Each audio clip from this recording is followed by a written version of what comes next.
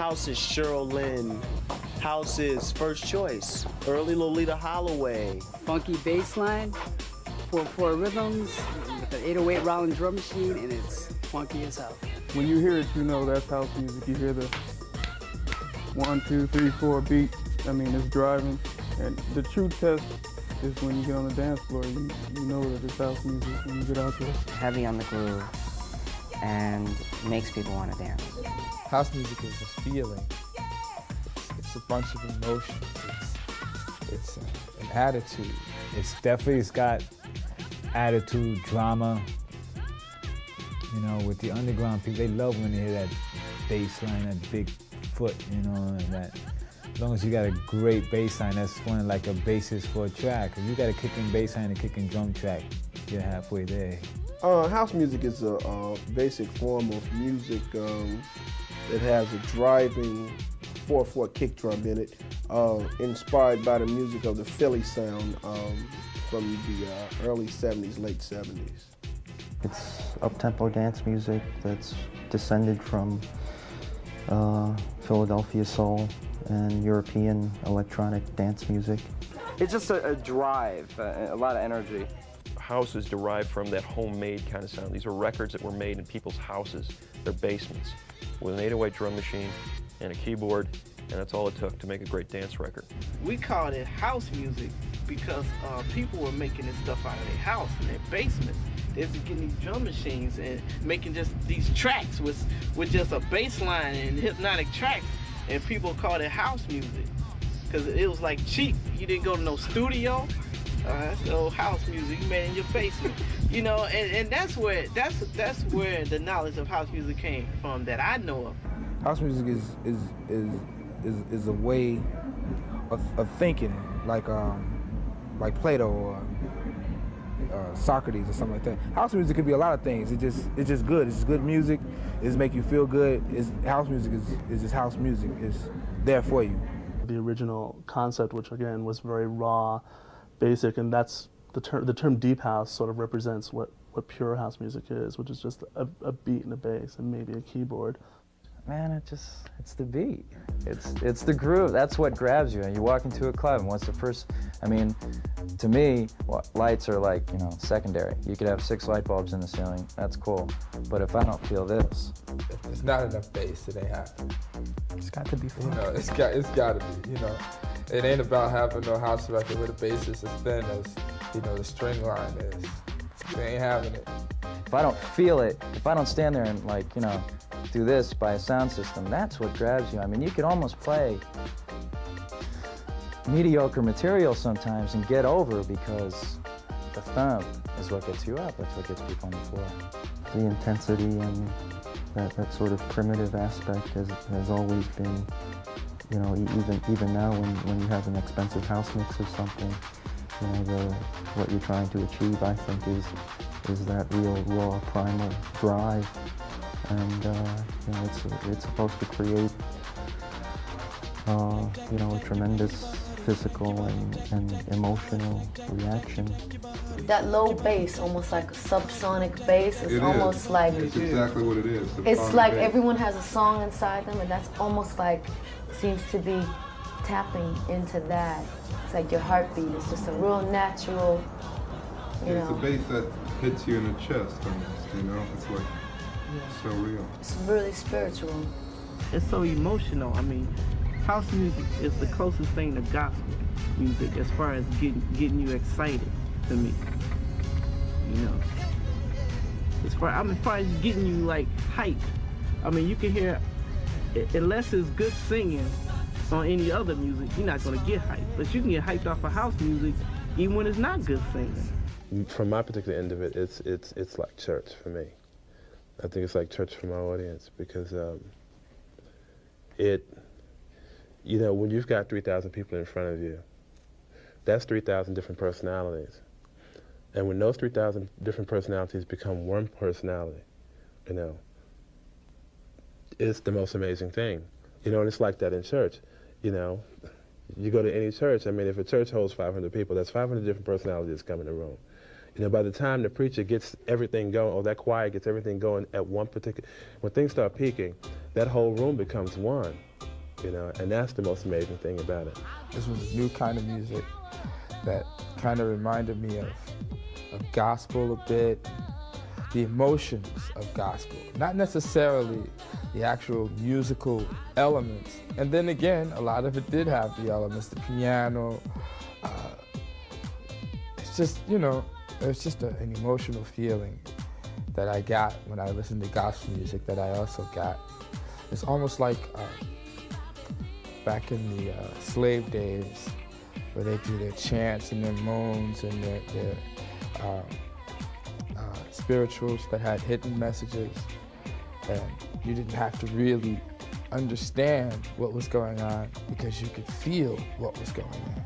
And that's what house music did, you know, for me when I first heard it. It's just, you know, you just felt that there was something going on, even if you didn't understand. It's just like so spiritual and very humanitarian, whereas it may be escaping for a moment, but escaping into hope.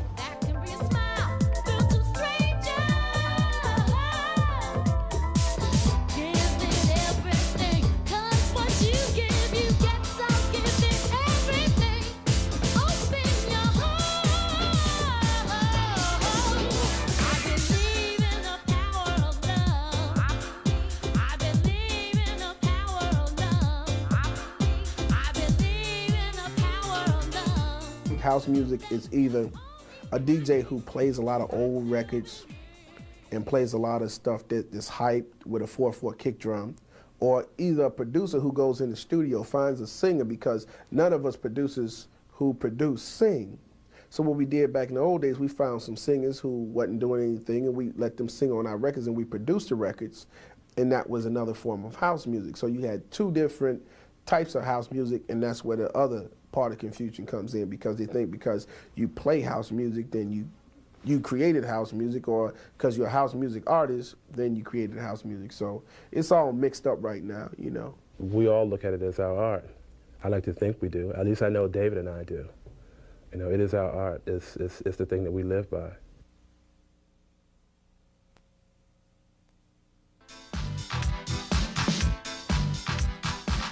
I would say that it developed in New York and Chicago for different reasons, but it was really known because of Chicago. The first time I ever heard of a house record was I was in the area in New York. I would say 7 years ago, and somebody came to me, and he was from Chicago. They were from Chicago, those early guys. That's the first time I remember hearing it. They were all from Chicago. And this is really from, you know, what people tell me, because I wasn't there. I'm not from Chicago. But the people who really started it were the club people there, and the DJs who wanted to make, you know, music that was, you know, particularly forceful, particularly emotional. It's pretty much known that it originated in Chicago, but I think there's some people in maybe New York that would, you know, disagree with that. But again, there's two different styles. There's the Chicago house and the more laid-back New York style. Nothing starts isolated in one place. I mean, the DJs in Chicago, the DJs in New York, the DJs in Detroit, starting to play a certain tempo of music. I mean, Larry Levan, obviously, and Paradise Garage had a huge role in that. Frankie Knuckles and Marshall Jefferson. The public became aware of this new music called house music from Chicago. Chicago is the place that made the other places aware of the music. Definitely started in Chicago. Without a doubt, it started in the clubs of Chicago with people like Frankie Knuckles at the Warehouse, the Power Plant, Farley Funk, Ron Hardy. Those DJs in the clubs developed what we now know as house. I don't know if there's one person, but it certainly came out of the club called the Warehouse, I believe, in Chicago. At the Warehouse with Frankie spinning. It came from the Warehouse, because they played a lot of Philadelphia soul music. I'm not eager to take credit for something that I think came naturally to a lot of other guys that work in this business. You know, it's like a lot of different things. You know, a lot of different major discoveries that's happened, like, over the course of time and stuff like that. At the same time that someone had the same idea here, someone else in another part of the world had the same idea. It's just that one person beat the other one to the punch where that was concerned, but that doesn't mean that they were the sole person to discover that particular phenomenon or whatever the case is. And I don't look at what I do as that type of thing. I just wanted to be able to bring my own idea of music, dance music period. We give him credit, well, I give him credit for playing his music at his club, okay? The name was not given to the art form by a specific person. It was given to it by the masses.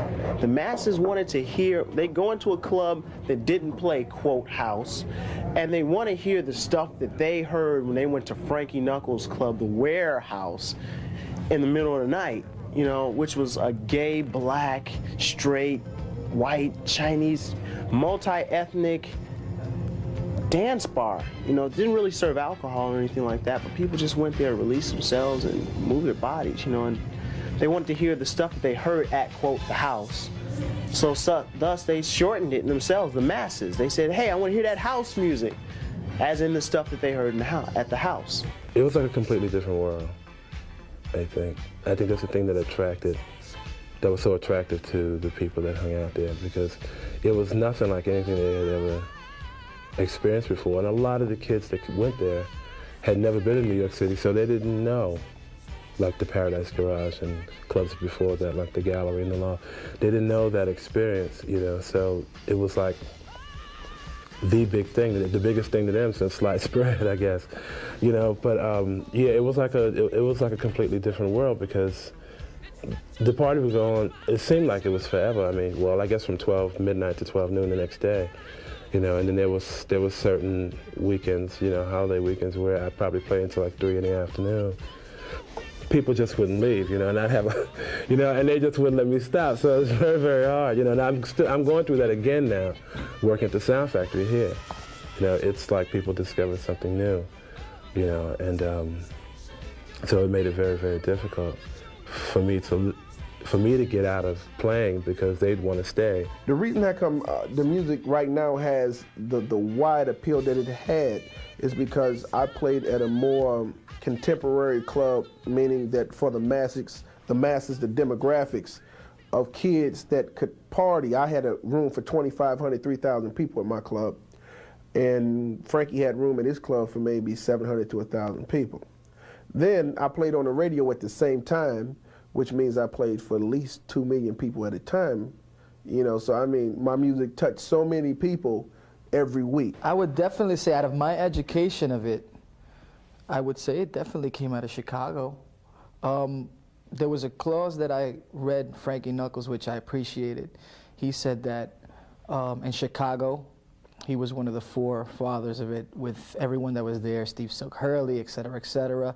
But at the same time, his answer was, we didn't create it, because we know as well as we were sitting down at the Warehouse creating this music, that there were guys in New York in a little basement or at home jamming it, in Detroit, everybody was jamming it. I call it a DJ's musical experience. So many things had to happen to make house come about.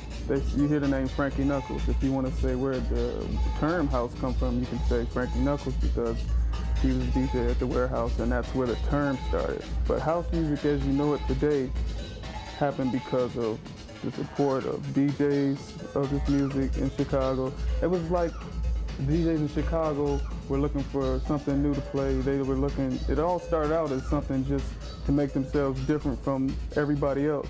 And what it turned out to be was something that could be money-making and something that could actually be a career. Well, at the time, the clubs being a place where you can break a lot of new music, club jocks that were very adventurous embraced house music, because it wasn't structured in the way a radio record was. And house music allowed people to dance. And the songs were structured more like disco, in that they were very long and had long breaks and long intros, and that's what club DJs really wanted when they were playing records. I can tell you why, but I can't tell you how. I always see it as a circle. Everything comes back. There was a time where there was disco music. It was popular, etc. Went on for a while. People just stopped it. the public commercially. Some clubs kept on playing disco music, but the majority of them didn't. I think that it was a form of a rebirth. The house phenomenon probably had its roots, I mean, the day Steve Dahl started burning disco records in Comiskey Park, well, they started playing, maybe disco was dead that day, but maybe that was the day house music rose from those ashes and became the dance music that continued on from that point on. The people at Frankie Knuckles' warehouse sure as hell didn't think disco died the day Steve Dahl burned disco records. They just kept on dancing. And so house was kind of, it sort of evolved out of that whole thing and then became codified when they started making records in 82, 83. Well, see, basically it was time for a music change. You know, we've been partying, we had the disco sound, we've had the Parliament sound, and it was time for, you know, somebody to come up with a name for a new music swing. Otherwise, right now, I think a lot of people who are making records today wouldn't be making them right now. You know, I mean, what would the sound be right now if it wasn't house music? In the beginning there was Jack, and Jack had a groove, and from this groove came the grooves of all grooves. And while one day viciously throwing down on his box, Jack boldly declared, "Let there be house." I think the reason why it happened when it did, at that particular point, for the most part, I remember when I was still playing at the warehouse, and I used to continually fly back and forth here to New York City 5 times a year, just to keep myself abreast of everything that's happening musically. I mean, yeah, I could have very easily sat back and read the trades and trusted someone else's opinion, but to me, it's always been more important for me to get out there and find what it is myself and hear it myself, you know, and then bring it back, as opposed to just trusting someone else's opinion. And that's the type, I guess that's the old school, that's the way things were done. You know, we used to run around to all the record companies to get records because there were no record pools there. So we had to rely on our own instincts, you know, in order to find the right music that would at least work for us. So I would fly back and forth 4 or 5 times a year.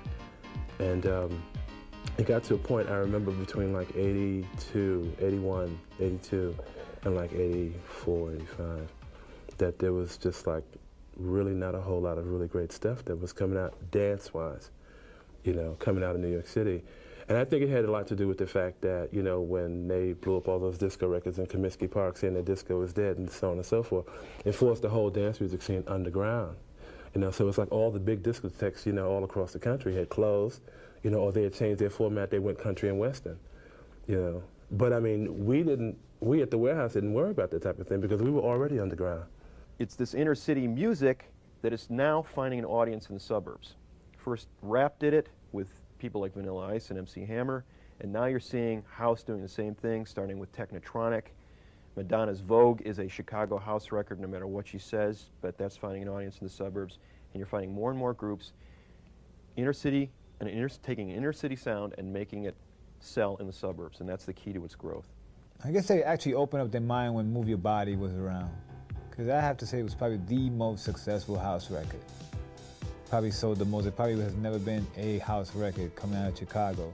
And I don't mean off a major label, I mean off a small label like Trax that has done that, has sold that many records. And that became the pop house record. That is a pop house record as of right now. It's like the most commercial house record there is to Move Your Body. I mean, you play in any pop club now, and you play it in Iowa and Iraq somewhere, and they know Move Your Body. Marshall Jefferson, Move Your Body, that's a commercial record to me. That was so big that they had to play it. It wasn't a top 40 pop record, but that record was huge all over. All over. I remember going everywhere. Florida, that's just a monster record for me. Music is the key for Jay himself, which paved the way for them to be the first group to get a major record label deal. You know, and then they came out with I Can't Turn Around, and at the same time Farley and came out with Love Can't Turn Around before that, which, you know, also helped, you know, make the industry stop and say, oh, there might be something to this, you know, here. I mean, everybody in Europe already knew that, well, this is not going anywhere, it's going to be here. You know, but if you go back, and the House National Anthem, there's a song, that must have sold zillions of copies. Because, I mean, there are so many places that could play that record. I don't know if I would pinpoint that record as the start, okay? But certainly Mr. Lee, Yo-Yo Get Funky. Some of these records showed up in markets that would never play this kind of stuff.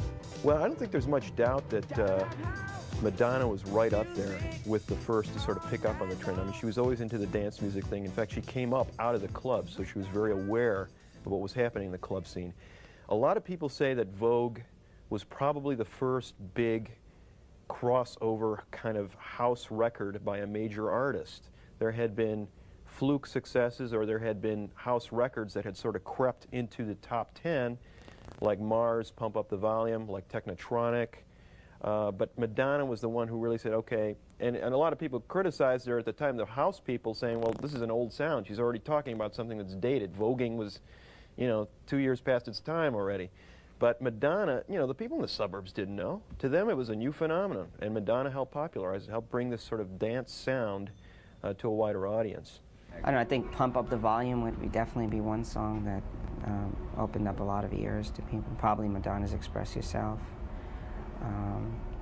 Probably Do It Properly, which was not necessarily a radio record, but a very big club record. The most influential today is Pump Up the Jam by Technotronic, because that album went platinum, and it showed that house music can sell. And that's the basic bottom line. No other group, house artists, had gone platinum or even gold. And that's like opened the eyes of the industry a little bit. I have to credit all the DJs across the board that have supported house music. It's the reason why it's so popular today. I can't say it's record companies or, like I say, radio stations or anybody like that. It actually came out through the clubs. That's who exposed it.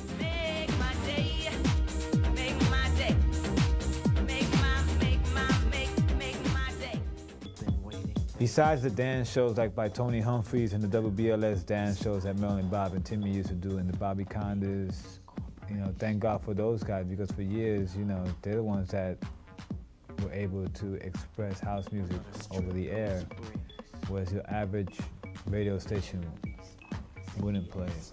It's only now it seems like it's starting to support it. It's been ignoring house music for many years.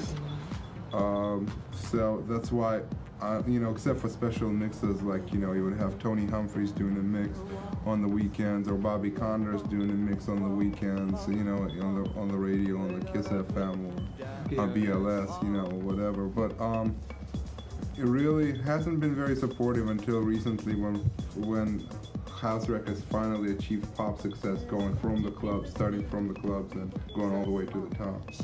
They help it when they play the stuff in during the right times, as long as they're not making them house shows. Oh, this is a house hour. I mean, that's okay. It's okay, but that's then again, people gonna say, oh, house hour. Click. The people that don't like house go cut it off because they stereotype it.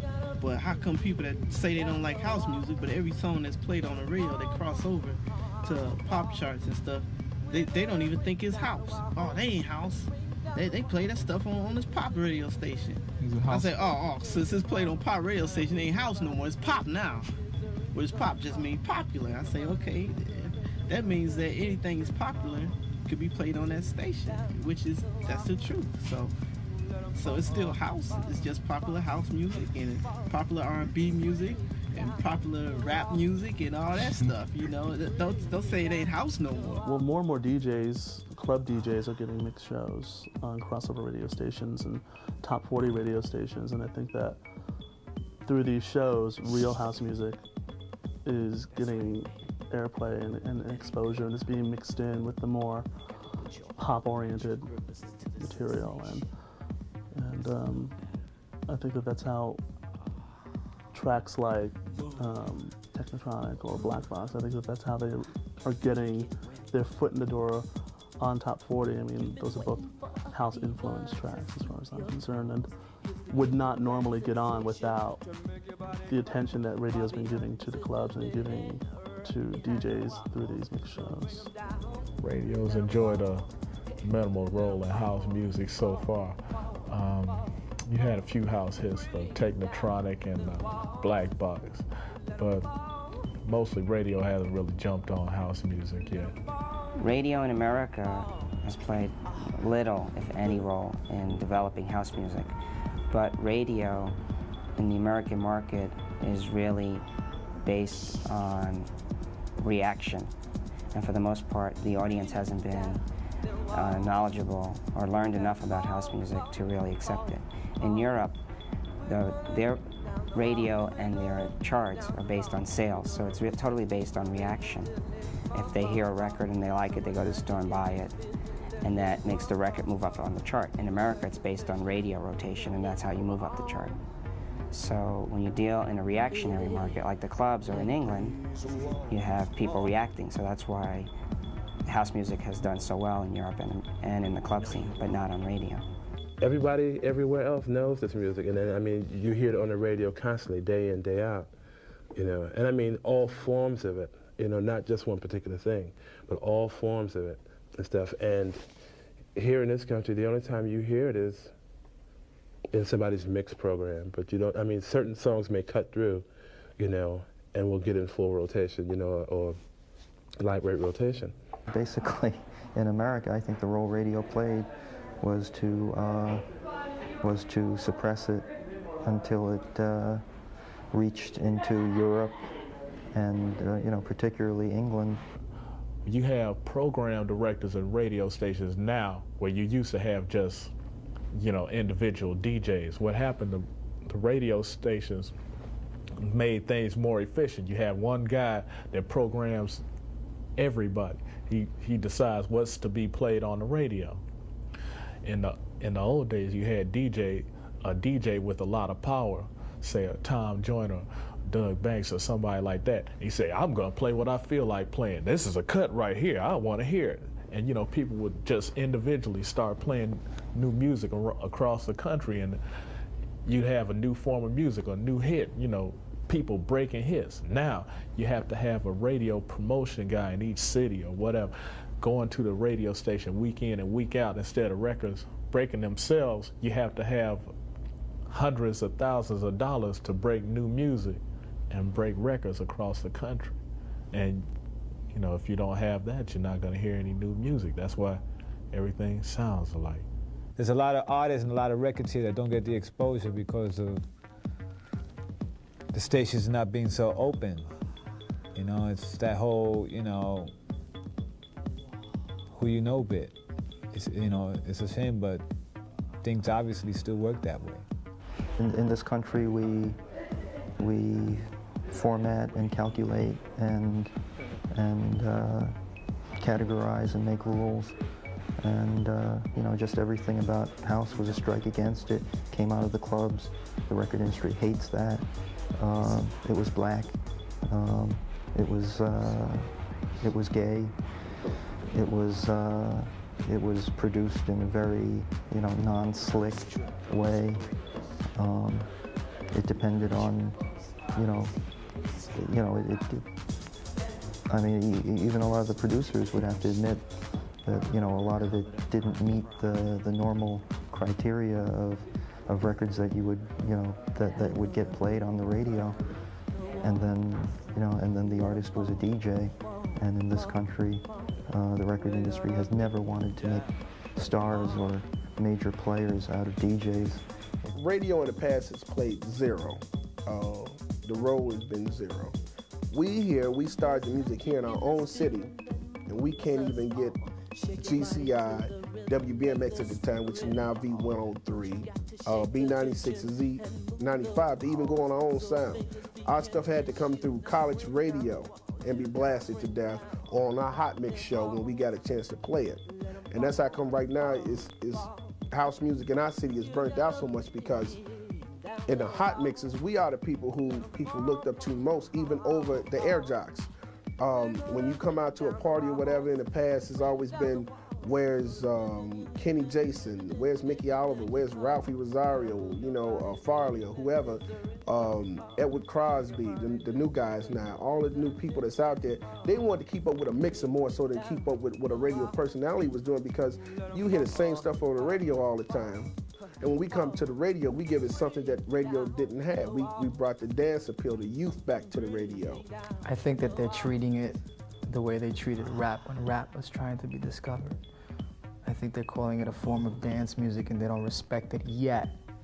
They have, but only because it has been disguised behind such records as Natalie Cole, Pink Cadillac, Vogue by Madonna. Express Yourself, the house version. So before they say house music is pop, they rather just say, no, this is a pop record. It's a house record. Just like a hip hop record's a hip hop record and R&B record's an R&B record.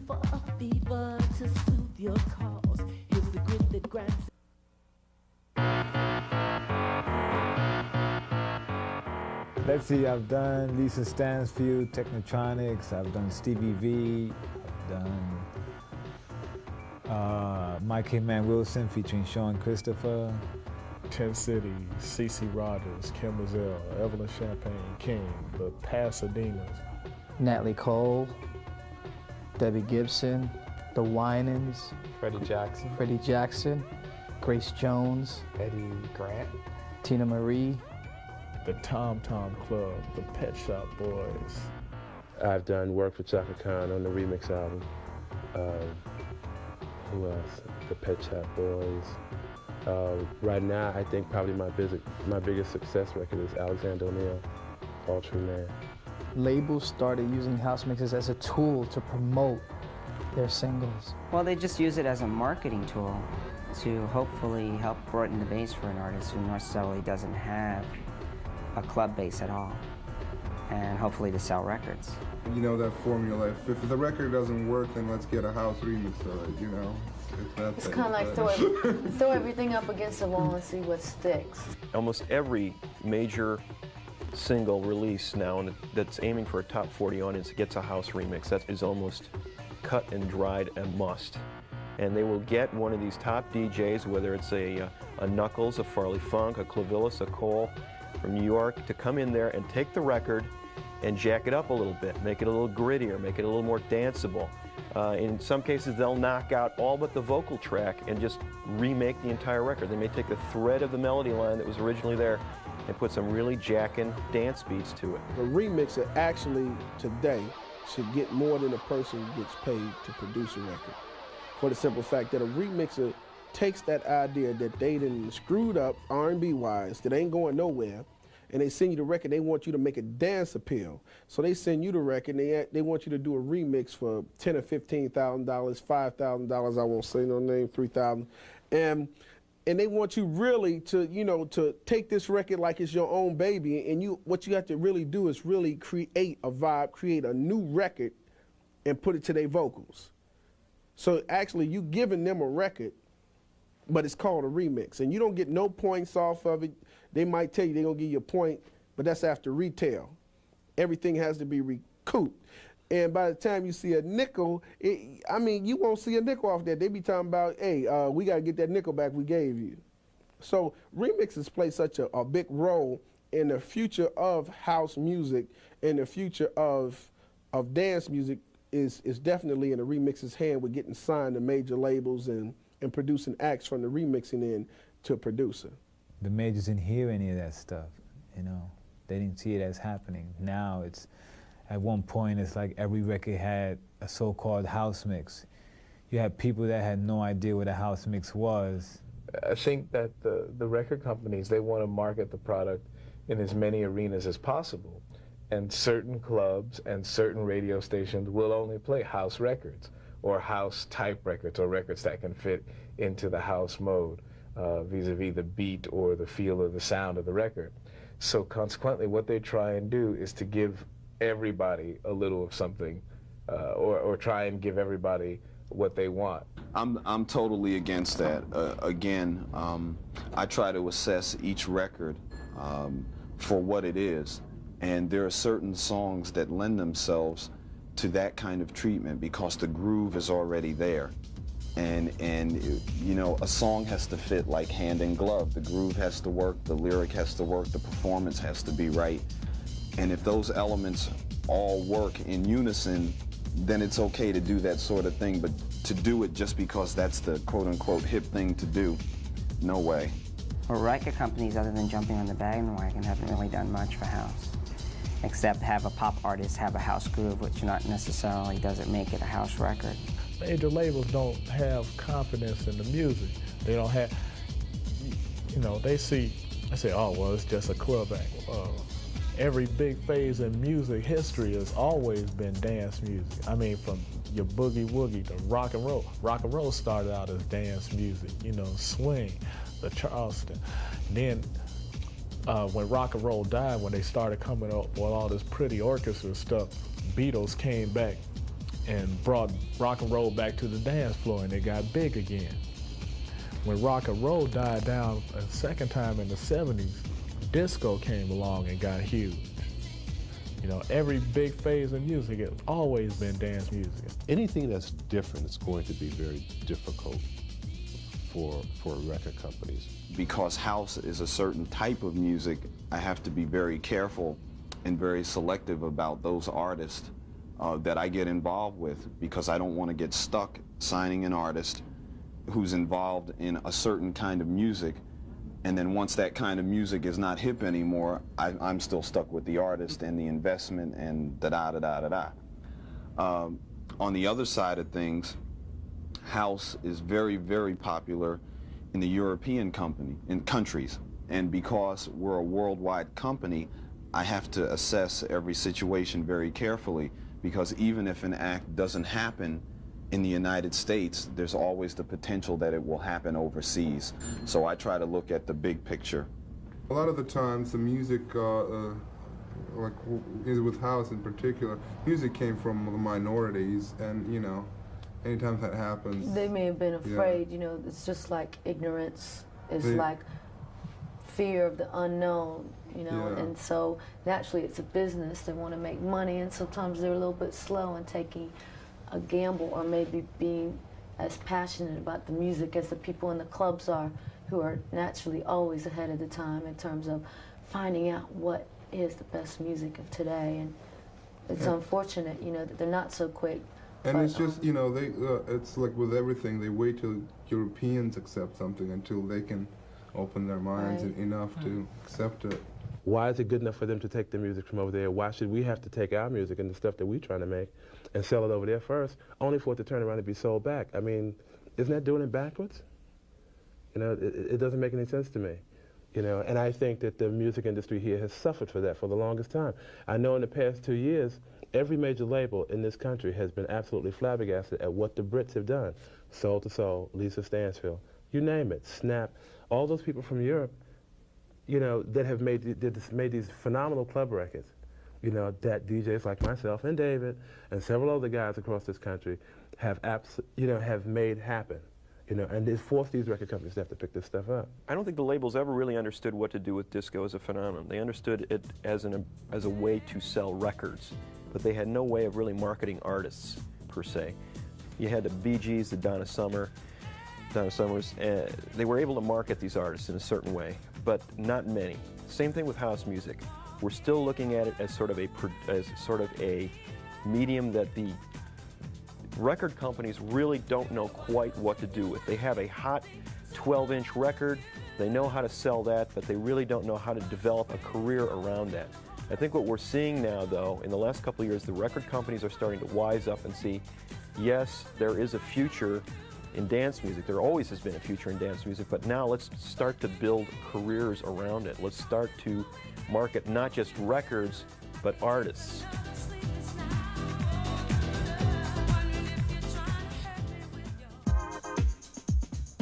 All the forms, just about, not all of them, but many of the forms of American music had to leave America before the rest, the mass of America, the other colors in America would accept it. The European influence has been profound. What it's done is it's taken Chicago's sound, Detroit's sound, and brought it back to the States and say, hey, look at this thing that's been under your noses for the last 10 years. Isn't it great?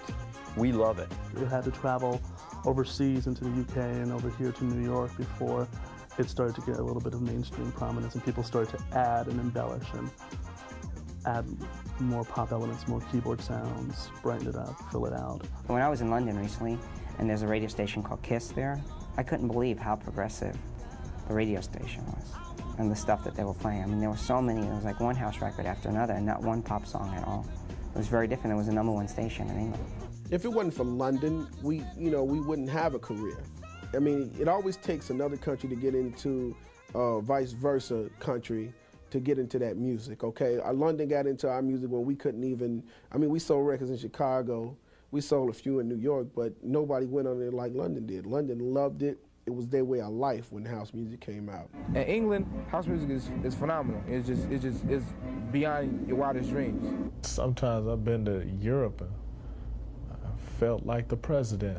It's such a difference when, you know, people do appreciate you. You know, they know who you are, and they let you know that they know who you are, and they let you know how much they appreciate you. You go to England, any parts of Europe, as a matter of fact, almost anywhere else in the world, it's pop music.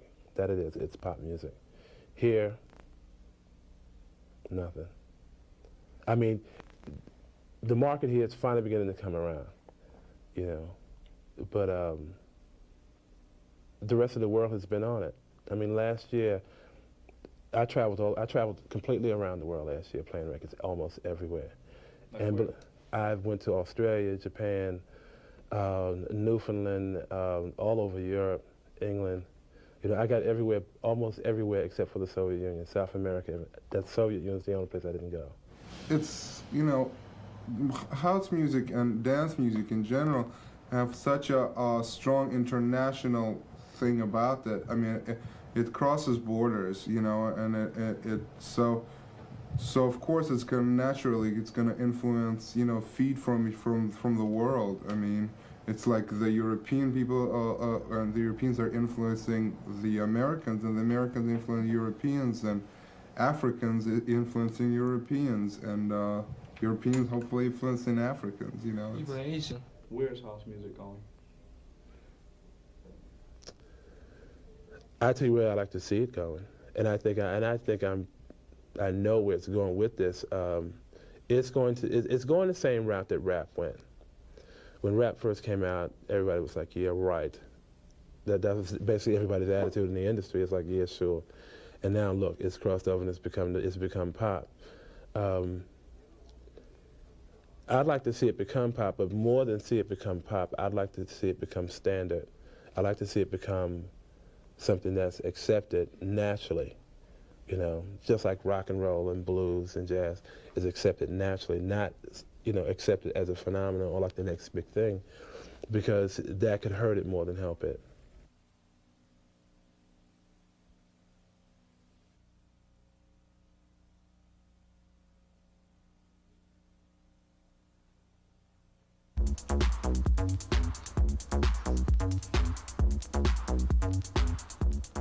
If it was actually labeled house music, that a lot of the radio stations wouldn't play it, just for the sake of keeping the so-called integrity of the station. It's not really considered house music, it's considered pop music. But those in the know what's up, that it's really house music.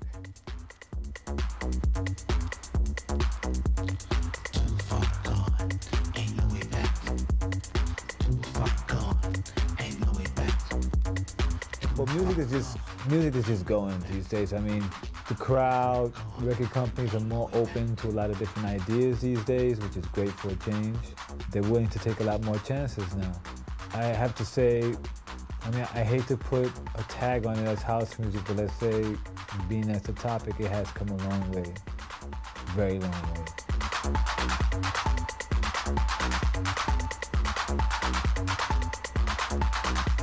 Release my soul, I lost control. Release my soul, I've lost control. Too far gone, too far gone, too